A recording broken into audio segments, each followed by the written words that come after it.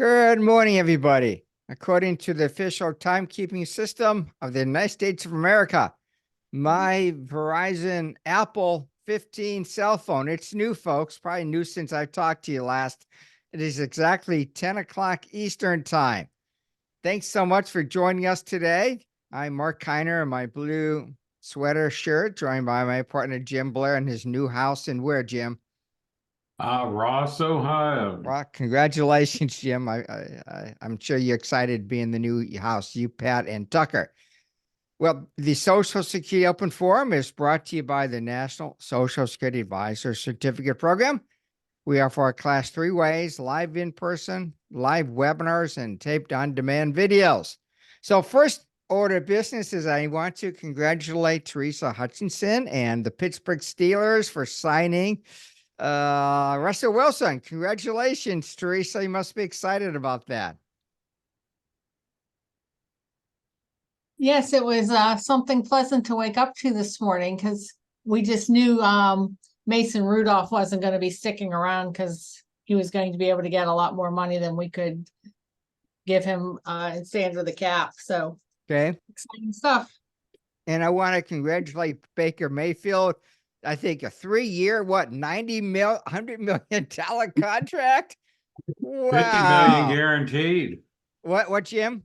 50 million of it is guaranteed. I'll be darned. Geez, these people. Nice. I'm in the wrong profession, folks. At the age of 68, I need to get out there and get back on the gridiron. Anyway, so you know how this works. If you want to go to the head of the line, it's a small crowd, so I don't think there's much to be worried about. But if you want to go to the head of the line, just go for it. Just raise your hand. If not, I'll just go around Hollywood Squares. So anyway, we'll start with Bruce. Hi, Bruce. Thanks for joining us today. Thank you. I guess there's nothing really that I had a comment except that I'm taking that IRMA certification and okay, it's done, and it's just going to make me a better advisor. At least I believe so.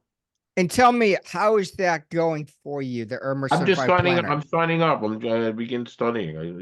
That's really it. But I spoke to the gentleman who ran it a couple of weeks ago. Yeah, Mark. It sounded very, very interesting. It was exactly for the reasons that I would go ahead and do this, in that I tried to do a seminar with Medicare Advantage with a subsidiary of Aetna here in the area, and they didn't let me do it, but they gave what I prepared to one of their so-called advisors. And I was kind of a little bit upset when they did that. Interesting. Yeah, I'm confused also. Well, they say from a compliance standpoint they weren't doing it, but it was funny when they ended up doing this. I saw it was word for word of my advice, of what I had written down in my whole outline.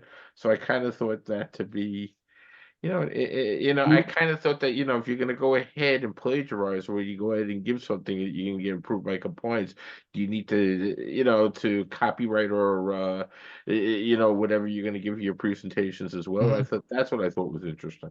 Okay. Thanks, Bruce. But no Social Security questions currently. No. Okay, thanks. Okay. Go to Susan. Hello, Susan. Welcome. Good morning. I don't have any questions for today. I'm sorry. But I would make just one comment. So far this year, I've given 2 presentations to 2 different organizations on Social Security. So if you want to learn and need a deep dive, just go out and teach something. Agreed. Did you receive questions, Susan, that you were not able to answer or want confirmation on? No, I had mostly just listeners and comments about how they didn't know certain things about what I had told them about Social Security. Okay. But no questions that I was fearful that I would be saying I would have to get back to them later about. Okay. Thanks, Susan. Appreciate it. Quite a few people have entered here. So, kind of how this works. If you want to go to the head of the line, just raise your hand. Okay. I'll go to Cynthia. Hi, Cynthia. Good morning. More. Anything on your mind? No, nope. I am all set. Okay, thanks. iPad. Hi, iPad. Oh, I'm sorry, I didn't put my name. Irma Haragi, good morning, Southern California. Just You're early. refreshing some concepts, and when I usually do very small presentations, and that a lot of people don't think about the range of possibility of claiming till 70 and how much that really grows, especially with the delayed benefits and the COLA, how it translates. So thank you for your expertise and all the classes I've received from you.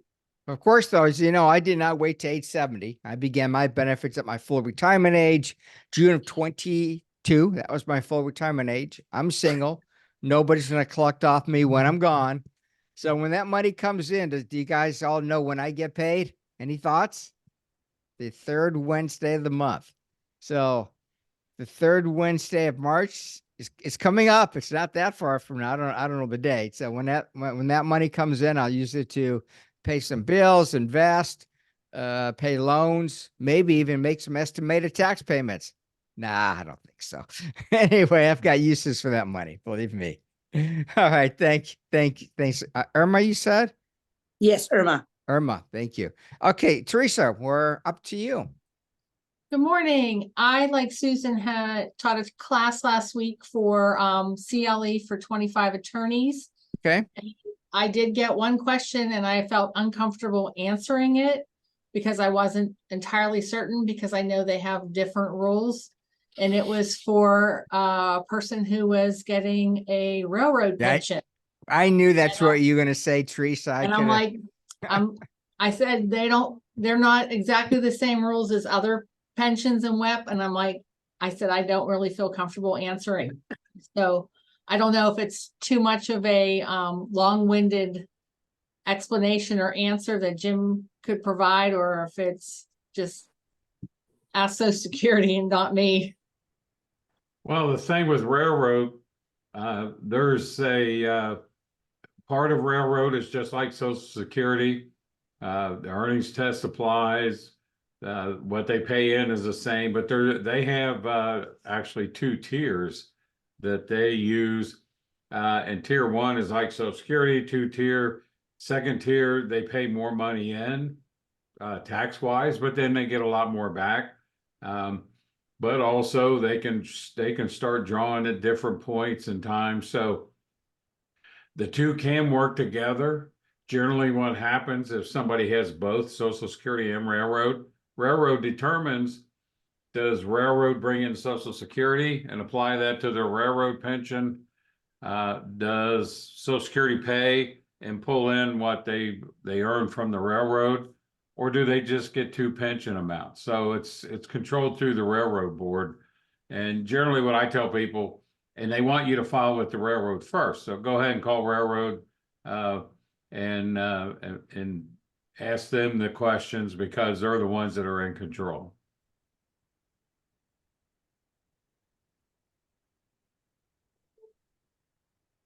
So I was right. I can't answer the question. Yeah, yeah, Call we the don't railroad. like it either.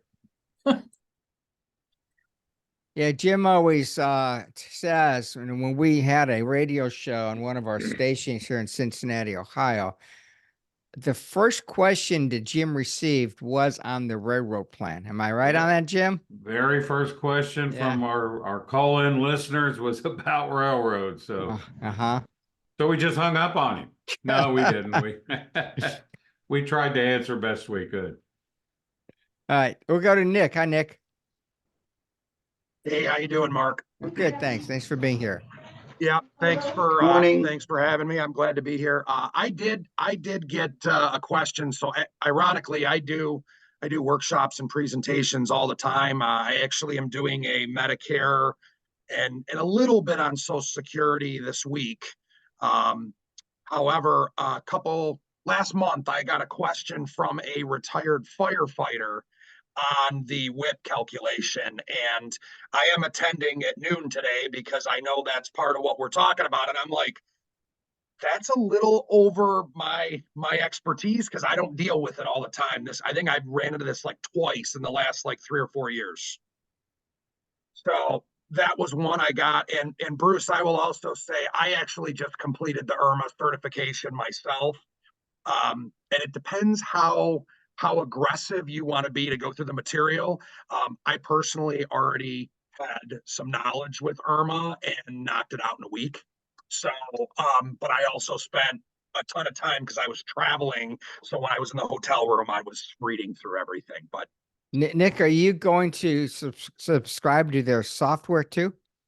already did. I'm actually, that's part of my PowerPoint tomorrow and Wednesday for my workshops.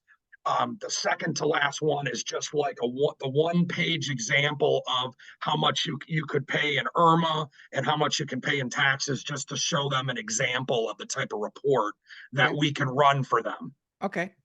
All right. So let's answer your first question about WEP, windfall elimination provision. Yep. That applies to anybody that's receiving a public government pension. Let's just say that, along with their own Social Security benefit. And WEP only impacts Ben point number 1, brings that percentage down to as low as 40% from a high of 90%. And WEP will not reduce your own Social Security benefits to 0. You'll always receive something. And if you have substantial earnings anywhere between 21 and 30 years, the reduction in WEP will be reduced. A reduced reduction. How does that sound? It sounds like a Yeah. double negative to me. Yeah, I mean, it kind of was. So, but it's a reduced reduction. So anyway, the guy that's going to be on today's webinar at noon, we'll talk more about WEP and GPO. Some of it will be a refresher for our advisors because we do talk about in the class. But, I'm going to let him, do his thing and provide more information that way. Jim, anything to add? Other than the fact sheet that you can get on WEP is good. It'd be good for you, but also good to hand out to your clients. So it's you can just Google WEP fact sheet, or the number is the publication number. It's 05-10045. If you Google that number, you'll be able to pull up the sheet. It's only 2 pages. I print it front to back. So it's all on one, but it gives you all of that information. And it's a good handout, tells people what the reasoning is behind it. Not that they don't like can you it. give me that form number one more time, Jim? Oh, sure. It's 05-10045. So 104 and then 45. Got it. Okay. Nick, anything else you'd like to know about WEP? No, I'm Okay. curious to hear what I can learn on, Yeah. at the noon webinar today. Okay, thanks. All right, go to David. Hi, David. Good morning. I had questions now, but I can't find them. Okay. That happens just to me have to dig them up and sometimes. send an email. I'm Okay. sorry? Happens to me sometimes too. Anyway, Mhm. if you come up with it, just raise your hand. We'll get to you. Okay, go to Lynn. Hello, Lynn. Lynn Edwards. Good morning. I don't have any questions. I'm just happy to be here because I wasn't getting your newsletters and now I am. So it's Great. good. Great. Well, Lynn, you just recently joined us, right? Yes. Yeah, and So this- maybe I didn't send newsletters. Maybe. Well, anyway, thanks for being here. Anyway, Okay. I got it and I'm happy. So I'm happy too. I'm happier than you. Okay, thanks, Lynn. All right, let's go to Liz. Hi, Liz. There you go. Morning. Morning. Yeah, I'm glad to be here too. I do have a question. I had emailed this not too long ago, just maybe last week. I have a client who applied for her Social Security benefit. She has been getting a statement that said she'd get $11.82 a month at age 65, and when she applied, she got 701. I remember that now. And Yeah, I just sent it to Jim saying, this is yours. yeah, and she didn't go on Medicare. Her husband's still working. She's still on his group plan. So there's no deduction for medical insurance. There's no WEP. She's not sure what the difference is. And when she called Social Security, they said they recalculated her benefit. Now she's been getting this annual statement for years and years and years and years, showing her she's going to have 1182 a month at age 65. So what happens that creates that, and what does she do? Well, that's kind of a weird one. I don't recall that. Did I not reply to you, or? You didn't, but Oh. that's no problem. I must not have received it, because I just this morning I looked, I didn't have any new ones. So sorry about that. That one's a little strange. It shouldn't be that much of a difference. I mean, the only thing that I would think that would affect that is if they were using a dollar amount for her earnings when they projected it in the future. But if it's always been about the same, and that projection's right, does seem a little weird. If you could send me her statement, and then also the earnings statement that lists the years individually, I'll do my own calculation and see what it shows. Because that's quite a bit of difference. And if we look at an old statement, maybe we can figure it out. If she has an older one, we can compare the dollar amounts. If they contacted her and said, hey, we've been posting too much to your record and we changed your earnings, I mean, you would understand that, but they didn't do that apparently. So yeah, I don't know what the reasoning it would be so different. Yeah, she hasn't worked in a long time. Okay. So they shouldn't have even had earnings going into her record for many, many years. No, that's not right. She does do some self-employed work. Not a lot, but she does do some self-employed work. But again, she has gotten this statement every single year and it hasn't changed, and they aren't giving her an explanation other than recalculation. So that was what was really weird. I'll see what all I can get in more detail. I'm concerned that she might not have what she needs to, have it pulled back up to something closer to what she expected. But Liz, we need the actual earnings per year and the benefit statement. So 2 different statements, just so you know. Okay. And we'll see if we can figure it out. Well, I appreciate that. Okay. Thanks, And can I Liz. ask Oh, go question? ahead. What's the, somebody had mentioned a IRMA certification? Yeah. What is Yeah. that? It's IRMA Certified Planner. It's an Okay. organization located in Detroit. They started maybe within the last year or so. And one of the owners there is Paul Morrison, has taken our class, and I learned about the IRMA Certified Planner from one of our advisors, and I contacted Paul, find out what's going on. So, similar to what we offer, but it focuses on IRMA. So if Okay. you want to learn everything about IRMA, what are all the life changes, and the SS-44, how to appeal, all that good stuff, the hold harmless rule. It's a good certificate and program to go through. Anyone who wants information on that, just send me an email and I'll send it to you. We had a webinar with these folks about a month or so ago. So I'll send you the recording of the webinar and how to contact them. Great. Thank you. You're welcome. Carlos Martinez, is that your first name? Yes, Good, go that for is it. me. You're up. My question is, I know that when you receive your Social Security check is based on your birthday, depending, it'll tell you the second Wednesday, third Wednesday, or fourth Wednesday of the month. But I had a client who applied for benefits, got her first check on the 1st of February, and then came in March and said, I didn't get mine on the 1st of March. And I said, well, it's based on your birthday. You shouldn't get it till this day. And she said, then why did I get it on the 1st of February? And I said, I don't know. I'm going to ask next time What type of benefit is it that she's receiving?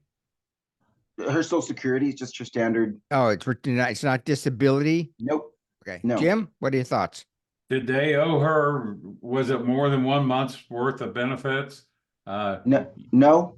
Oh, because usually the first check they'll pay as soon as they process it. And that's, I guess, what happened with this one. They processed her application, but yeah, it's a little strange. They sent it on the first of the month, the first one. Have her go into her account if she has it and make sure it's coming on her birthday if she hasn't received it already, if it's later this month. But if they send it on the first, it's because they just, as soon as they process her claim, it triggered the payment. Okay, because she actually turned full age in February, applied for benefits to begin in January, since she's just going to be 1 month shy of her full retirement age. So I told her not to expect it till middle of February based on her birthday. Then she got it February 1st, and I look like a liar. Well, if she goes onto her account, it'll tell her when she's supposed to receive it. Okay. And Okay. it's just, it's just for some reason the computer, when they process her claim, triggered the payment a little in advance. And the first payment, normally they do that if you have back pay coming, they don't wait till your actual payday to pay you. But so it doesn't sound like that was her case, but still that's probably what happened. Okay. That was it. Thank you all. Thank you, Carlos. I think we've been to Nick. Marquise. Anything on your mind today, Marquise? Or we'll go to Mike. Oh, okay, Marquise. No. Yeah, Mark. No, I don't have any questions. I really just taken in the information. Okay, thank you. Mike. We'll go to Mike. Mike Moss, are you there? Okay, we'll go to John. Hi, John. Good morning. Yeah, you. Sorry, had to unmute. Okay. Hey, real quick, just wanted to rehearse or review the back pay. Like, when does somebody get back pay? Well, Oh, go ahead, oh, Jim. go. Go ahead. If you apply and for instance, if you're past full retirement age, you can request up to 6 months retroactive benefits. So if you apply today and you're past full retirement age, technically you could start your benefits with September of 2023. So they owe you 6 months of back pay in that case. If you apply and it takes them a long time to process your claim, you would be due some back pay. If you wanted benefits to begin in March and you applied towards the end of March, odds of you getting your check on time in April are pretty slim. So you would be due some back pay because of that. So it's just if it's either you're past full retirement age and you elected retroactive benefits, or there was a delay in processing your claim. So when you're on the website, does it give you that option? Right. When you're filing for benefits, it will ask you when you want benefits to begin. So if you're applying now, it would say, do you want benefits to begin in March? And if you say no, it'll give you a drop-down menu, give you up to 4 months in advance to select. And if you're past full retirement age, they'll give you up to 6 months in the past. And you just pick the month you want it to start. And that's when they'll begin the payments. Well, let me make sure I understand, because I just did this. He was past his full retirement age by 3 months. And so I didn't see an option to say FRA or full retirement age. It will say that. There should be a box. Well, first of all, it'll say, do you want to elect benefits with the earliest possible month without an age-related reduction? If he's past full retirement age, that's a yes. And then it would ask the person, do you want benefits to begin? And it's whatever the current month is. So they would say, do you want benefits to begin in March? And if you say yes, they don't give you the drop-down menu. You would have to answer that question no, and then that's when you get the choice. Oh, Now, if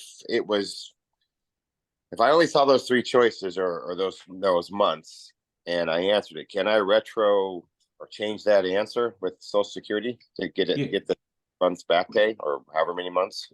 Yeah, he would need to, was that for you or a client? Client.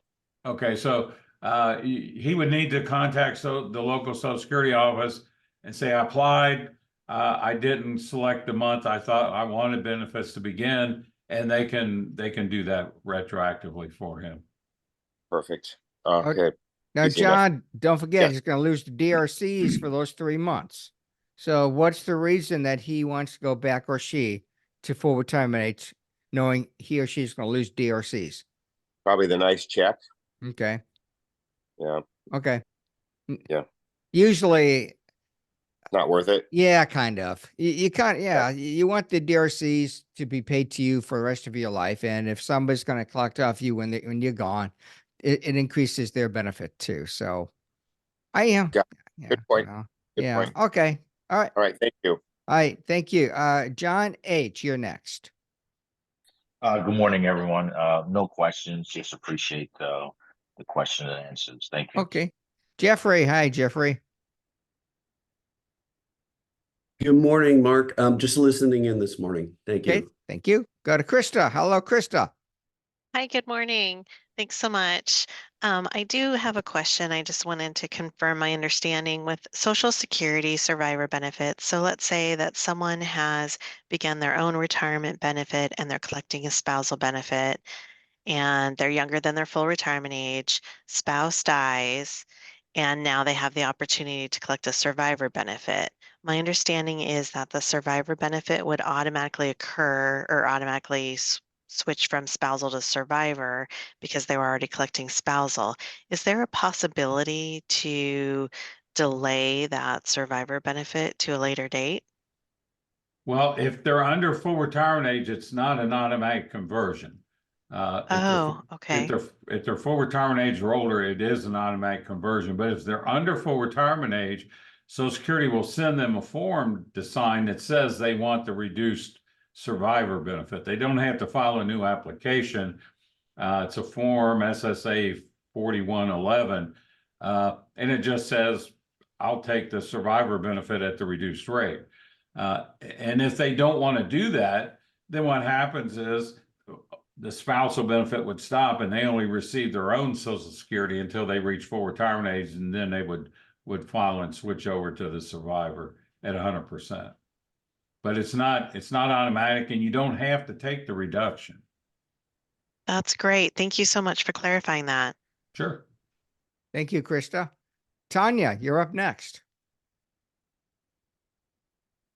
Hi. I was just curious, maybe for the attendees here, I'm just curious if people are charging for their Social Security workshops at all, or not? For the workshops. Okay. Well, For the workshops. okay.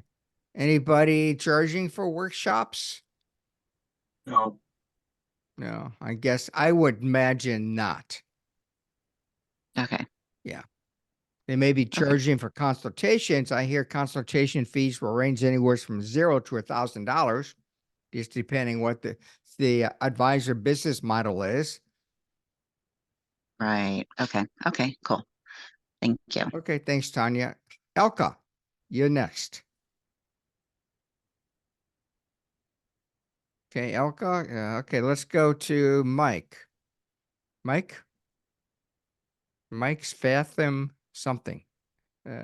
Note taker. Mike, are you there? Let's go. Elisa. Hi, Elisa. Okay, let's go to Ethan. Hello, Ethan. Is my microphone working? Hey, good. Yep, it's working, Mark. Okay. I have I have nothing on the docket, just listening today. Okay. Allison, you're next, Allison. Hi, good morning. Glad to be here with everybody. Jim, I was wondering if you could clarify, and I'm sorry, I'm always foggy on this. We always get the stump the chump questions from folks, so I apologize in advance. But so this is an example of a grandfather who has custody. He's got guardianship of his granddaughter, and he has already turned on his Social Security. The kid is still a minor, and I understand the kid is disabled. So I understand that in order for the child to get benefits under grandpa basically has to adopt her. And I wanted to make sure that that is the case, even if does it differ if he's already turned on benefits versus he hasn't turned on benefits yet? Well, if he actually adopts her. Yeah, with the adoption, what he would have to show is that for the past 12 months, he's provided at least one half of her support. It's assumed if the adoption is before you turn on your benefits, but he would, or the child would still be able to draw from his record once the adoption goes through, and then he proves that the child was living with him and he provided at least half of her support. That's huge. It's literally hundreds of thousands of dollars over the kid's lifetime benefit. So it really actually makes sense to do this. So thank you. That's all I have. Okay. Okay, folks, I've got a question for you. Jim and I have been asked by somebody if we'd like to help them set up a certificate program for Medicare. Jim and I at one time years ago thought about doing a Medicare certificate program, but we thought there was too much regulation out there, and that insurance companies always want you to go through their programs. But this person is very knowledgeable in Medicare, so he says that that's not an issue in terms of regulation prohibiting such an animal. So just curious, would this be of interest to anybody? We would be an education class like what we offer, and a certificate at the end of the day. And just wondering if this would be something you would consider. You can raise your hand or shake your head. How would this be different than AHIP? Pardon me? How would this be different than AHIP? I don't know. Yet. Good question though, Nick. That was my same question as well. Yeah. AHIP is required every year, and it's kind of a pain, and you have to pay for it. It's very comprehensive.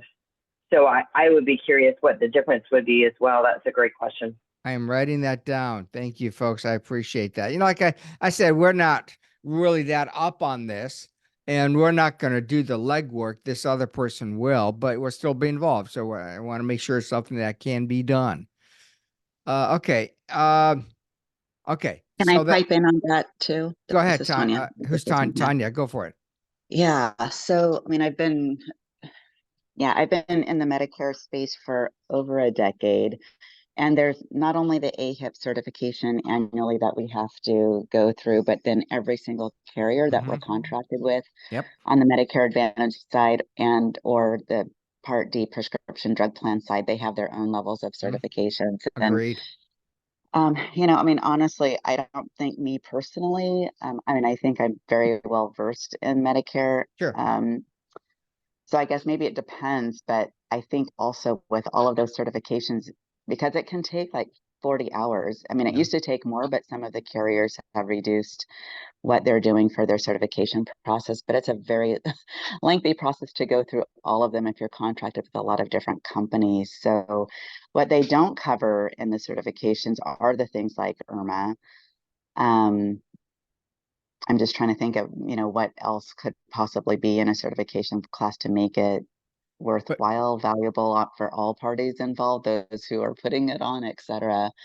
Let me ask you, would it be helpful, because you can use NSSA after your name, National Social Security Advisor certificate holder, would be helpful that you'd be able to put this certificate also on your business cards, the initials? For me, no, not for me.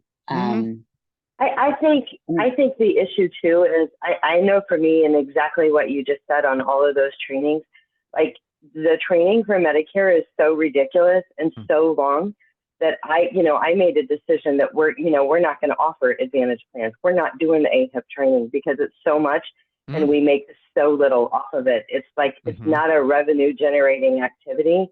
And so, for us, we had to just draw a line in the sand, and I'm happy to refer other people out to things that we don't want to deal with. Okay. Thank you. Appreciate it. I use it as a way to attract new business. I don't look at it as a revenue producing type of scenarios, but you're doing Social Security, you're doing annuities, you're doing everything else. If you're doing holistic planning, retirement income planning, to me, it's just part of the equation. Agreed, Bruce. I agree. I'm not doing the Medicare piece this week in my workshops. I have an expert that's all she does. I'm introing her and doing a few, like 4 or 5 slides on Social Security and how it relates, and a little bit on IRMA, and that's it. Well, I'm leaning towards not doing this, which probably means we're probably no, I'm just kidding. I wasn't overly excited even at the outset to be involved in another certificate program. I'm totally different than you, Nick, in that, to me, if you're going to go ahead and open up any part of your business to somebody, there's always the possibility that someone's going to try to take away that business. And if you're doing everything, then so be it, and this way nobody can touch you, Yeah. I mean, I'm full service. The only thing I don't do myself is probably Medicare, and that's all this woman does. So I'm actually bringing on another Medicare expert, and that's all she does as well. So I'll have 2 Medicare experts in different areas being able to do workshops with me. As long as they don't touch your other business, then Correct. that's and you need that type of agreement prior to going out and seeing them. To me, I've had people who said they wouldn't touch certain businesses, and it turned out that they ended up touching the business. And, that's why I'm a little bit hesitant about going ahead and deal, like giving somebody an opening, if you understand what I'm trying to say. Yeah. Yeah, I do. All right, folks, thanks for the discussion there. I do appreciate it. Before we go into questions that maybe Jim and I have had recently, Jim, why don't we award a couple of gift cards? So pick out 2 numbers between 1 and 22, please. Well, let's go with 4 and 14. Okay, so I'm going to go backwards here. Mike, I don't know your last name, Mike. Mike's Fathom note taker. So Mike, send me an email at mkiner, Kiner, and I will send to you the $50 gift card. So that's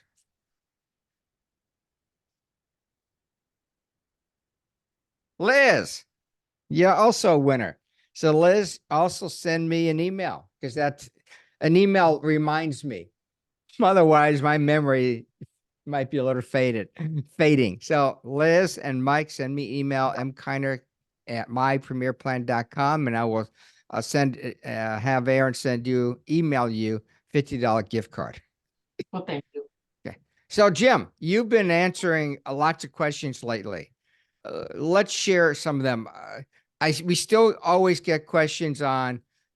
A question I've been getting lately is, when is that spousal boost payable? So I had that question, I think, over the weekend. And a lady is taking her own benefit, let's say 62. And husband is going to take his at his full retirement age, and she's going to be 64. And the question was, can she wait until her full retirement age to claim the spousal boost? Jim, what's the answer to that? Yeah, under the new deemed filing rules, new meaning November of 2015, so not exactly real new. But no, she cannot wait. The deemed filing rules say that you have to take all the benefits that you do either when you file or later on when you become first eligible. So in that situation, she took her own benefit a while back. Now her husband applies for benefits. She's eligible for a spousal boost. She has to begin that spousal boost at that point. The reduction is based on the spousal reduction is based on her age when she starts the spousal benefit. It's not what her age was when she started the retirement. But she does have to take that benefit. There is no choice. If for some reason she never files, and then at full retirement age, she goes in and says, okay, now start my spousal benefit, they will back her all the way up. The deemed filing rules say they're going to go back to that original date that she was first entitled and begin those benefits. So you don't save anything by waiting. Yes, Jim, that differs a little bit from what I thought. I get the first one though. If she's taking her own benefit, then she's required to take the spousal boost when she becomes eligible for it. I get that one. But I thought that if you're not taking your own benefit and your spouse begins theirs, you can still wait until your full retirement age to claim your Oh, yeah. benefit. That's But right. okay, you can. You can wait to full retirement to claim yours and the spousal boost. If you're not already receiving. Yeah, because I Right. thought you said something slightly different from that a few minutes ago. I don't think so. That's not what I meant to say anyway. Oh, okay. Do you guys agree that Jim maybe misspoke? Or maybe that's just all sleeping, Jim. I know Teresa's thinking about football already. Okay, so And if anybody says I did, I'll remember their name and not pick their number next time. that's right. the gift Or card, answer their so. question. So if a wife is not taking any benefit at all, she can wait until her full retirement age. No matter, the husband has taken his, but maybe he started his a couple of years ago. She can Yeah. wait until her full retirement age to take her own retirement benefit plus the spousal boost. Yes, that is correct. Okay. But if she is taking her own, then she must take the spousal boost when she becomes eligible for it. Absolutely. Okay. So, Jim, another question today had to do with somebody who's receiving a surviving spouse benefit and has had benefits withheld due to the earnings test. And one of the questions asked was, this person wants to begin their own benefit at age 62, and they wanted to know if they would receive credit months at age 62 due to the benefits withheld for surviving spouse benefits. And my reply was, no, you will not receive credit months because the annual earnings test is based on the specific benefits you're receiving. So to get credit months, if you're receiving a surviving spouse benefit at age 60, there are two adjustments for that benefit alone. One is at age 62 and one is at your full retirement age. But if you're switching to another benefit at age 62, then you're not going to get any credit months and no increase because of withheld benefits. Jim, am I right there? Yeah, that's correct. And that's because when they reduce your retirement benefits when you file 62, the reduction's just based on your age 62. They're not reducing your benefit back before that, and it's not affected by those earnings. But Jim, there was more to that, to the answer you provided than that, because they were asking other questions along the way. Well, they threw in that they were also getting they were switching over, or they got, this person remarried. That's what it was. So they were receiving the survivor benefit then and had benefits withheld because of their earnings. At age 65, they married someone and became eligible for a spousal boost off of the new spouse. I guess it's higher than the survivor benefit. And wanted to know if the credit months, and they said that they had 3 credit months withheld because of their earnings for the spousal benefits. So when they reach full retirement age, how many credit months would they receive? And it would just be 3. It'd just be whatever was applied against the new benefit, the spousal benefit. So it was a little involved question and a little confusing, but you get the credit months based on the benefit that you're actually receiving. Earnings withheld for other benefits don't factor into that. Jim, what other questions have you answered today or recently that you'd like to share? They're pretty much the basic questions. We get a lot about the earnings test and whether to apply the monthly test or the annual test. Keep in mind that first Social Security looks at the annual test. So if you don't go over $22,320, they don't care what you earn in any specific month. You can exceed that 1860 in some months, and you're still eligible for those months. You don't have to worry about the monthly test. They only apply the monthly test if you go over what the annual amount is. And then are there any months that you would be under the monthly test, and they'll pay you for those months anyway. But we don't worry about the monthly test until someone exceeds the annual amount, whether it's the 22,320 or the 59,520, I think. So it just depends on what test is being applied. We do get a lot of questions about spousal benefits. We covered that one. Jim, let's talk about the benefit matrix, because we do get questions about surviving spouse benefits. And the question, revolves around how to get the information that you need to make it to run the reports using a software tool. So I always tell clients, tell advisors, tell their clients to contact SSA and obtain the benefit matrix report, because that report will include the amount of benefit, their own benefit they're able to receive at different ages, which includes years and months, along with and then there's a column for the amount of a surviving spouse benefit you're eligible for at the same time. So it's going to show your own retirement benefit and a surviving spouse benefit. So the benefit matrix report is something we really do need for surviving spouse benefits. Jim, do we also need the surviving spouse's Social Security benefit statement? No, if we have the benefit matrix, that gives us everything we need, because it will show the PIA on the matrix. That's what we need at a minimum, is what the individual's eligible for at full retirement age on their own record and on the deceased spouse's record. The benefit matrix will show that. The nice thing about that is it will show your benefit at each age. If you start at 60 in 1 month, 2 months, 3 months, it shows what your benefit is going to be. So that's a nice handy tool to have. It makes life a little easier. But if someone if the Social Security office, and they do give you a hard time sometimes about getting this benefit matrix, I don't know why, but they do. If you just say, okay, what's my survivor benefit if I take it at my full retirement age? And then we would look at their own benefit statement, and we can do the calculations from there. But the benefit matrix is pretty nice.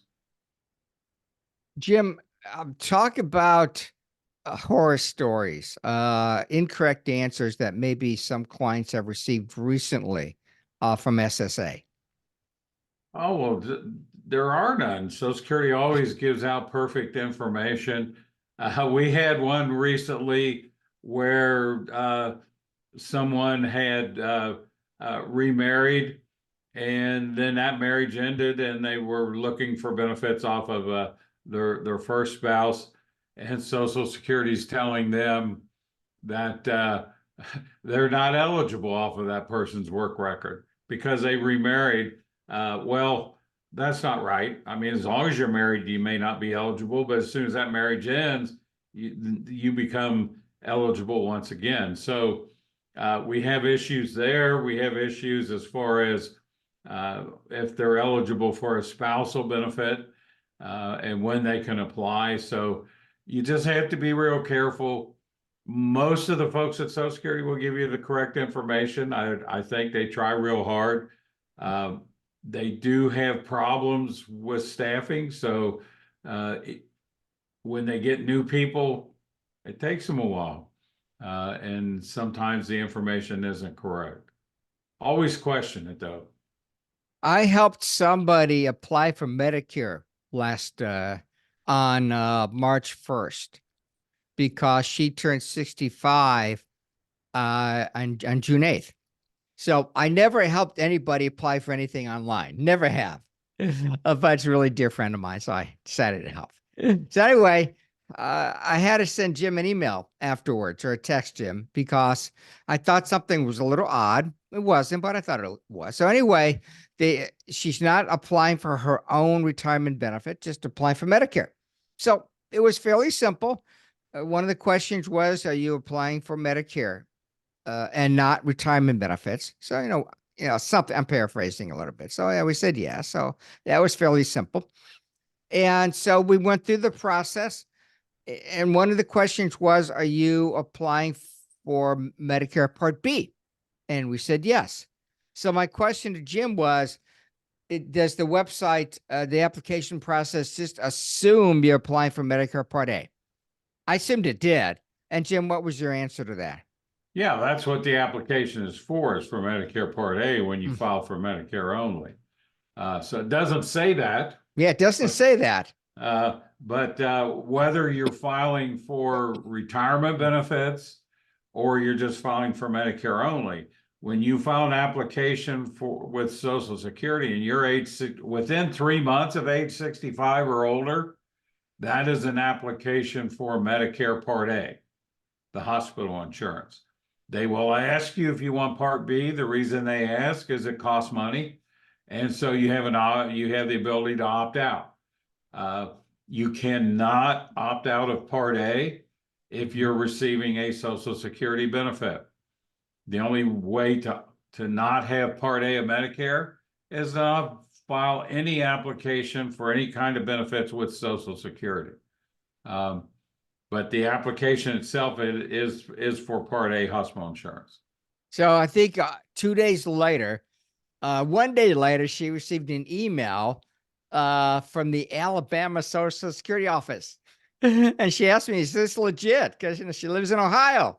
I said, it's legit. The processing centers across the country, and that's the one that is handling your Medicare application. Am I right on that, Jim? Yeah, they farm it out. Yeah. When I applied for benefits, I live in Cincinnati. And when I applied for benefits, somebody from Kansas City called me with some questions. So they do, if they're running behind, they do farm out their applications. Generally speaking, and this is what I tell people when I help them apply for benefits, when somebody from Social Security calls, they're going to give their name and the office they're calling from, and they will not ask for bank information, credit card information. They're not going to ask for you to send a gift card to someone. If they do, they're not legitimate. But if the person has any thought that this may not be legitimate, you get that person's name and phone number, you hang up, you call the 800 number, and they can verify, yes, that person works here, yes, that's a Social Security phone number, or no, it isn't. And if they verify that it is, you call them back, and then they never answer, and it takes forever to get a hold of them. But still, it's better to be safe. Better to be safe than sorry. And so the other point is when you do that, and somebody from Social Security calls, they've got the application in front of them. They only need to maybe clarify some answers. And so you should be able to tell if it's legitimate or not. There are scam calls out there. Social Security asks you to let them know if you get one, but you can verify if that person works there. The other thing is, push comes to shove, you just hang up and walk in the local office and say, somebody called me with this question, is it legitimate? And they can look up the record and tell you if it is or not. And then go ahead and take care of it for you. Jim, question here. How do you obtain that benefit matrix report? Well, you have to contact Social Security. Generally, you're going to have to go in because you have to prove you're eligible for that benefit. You're going to have to show them that you're eligible for the spousal benefit. If you're listed as a spouse on the death certificate, show them the death certificate. because it'll show that person as a surviving spouse. If it's a divorced spouse situation, you're going to have to show the divorce decree and show you were married to that person for 10 years or more. So it does require a trip to the local office. Susan, I did not see you there with your hand raised, so you're up. Thank you. So I forget the person who asked the question about the differing amount of the Social Security benefit than what they were expecting, and then Jim's horror stories.